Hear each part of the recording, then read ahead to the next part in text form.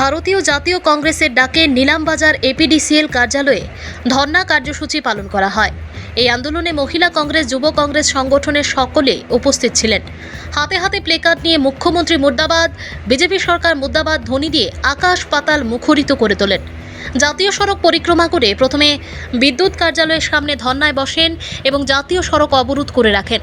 প্রশাসনের সহযোগিতায় জেলা কংগ্রেস সভাপতি রজত চক্রবর্তী, দক্ষিণ করিমগঞ্জ সমষ্টির সভাপতি আমিনুর রশিদ চৌধুরী সহ প্রতিনিধিরা নিলামবাজার এপিডিসিএল আধিকারিকের সঙ্গে বৈঠকে বসেন এবং আধিকারিককে কড়া ভাষায় জানিয়ে দেন স্মার্ট মিটার অতি সত্বর তুলে নিতে হবে, নতুন করে আরেকটি মিটার লাগাতে পারবে না।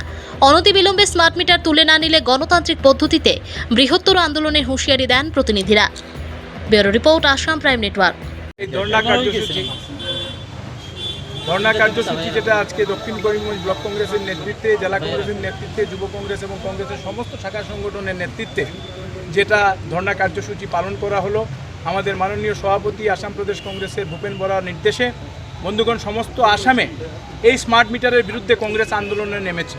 আপনাদেরকে জানানোর দরকার, আপনারা যারা বন্ধুরা এখানে সাংবাদিক বন্ধুরা আছেন, আপনারা জানেন যে ইন্ডিয়া গভর্নমেন্টের একটা সার্কুলার আছে স্টেট গভর্নমেন্টের কাছে, যে স্মার্ট মিটার শুধু ব্যবসায়িক প্রতিষ্ঠান এবং আপনার উদ্যোগী গিয়েতে লাগানোর জন্য করা হয়েছে, ডোমেস্টিক ইউজের জন্য স্মার্ট মিটার দেওয়া হয় নাই।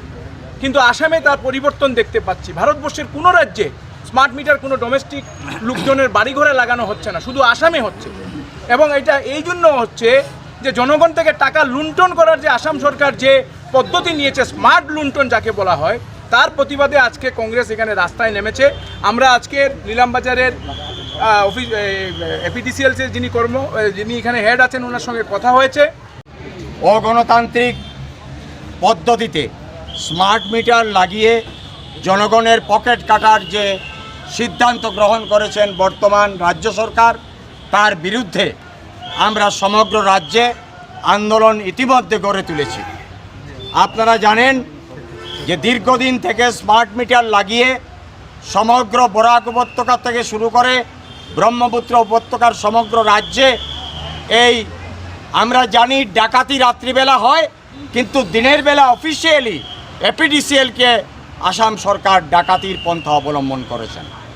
তাই এই ডাকাতি থেকে মানুষকে পরিত্রাণ দেওয়ার জন্য আমরা সমগ্র রাজ্যে ইতিমধ্যে আমরা আন্দোলনের সূচনা করেছি।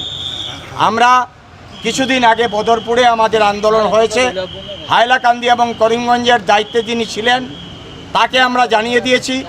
এখন পর্যন্ত যে স্মার্ট মিটার দেওয়া হয়েছে সেগুলো ইমিডিয়েটলি উইথড্র করতে হবে।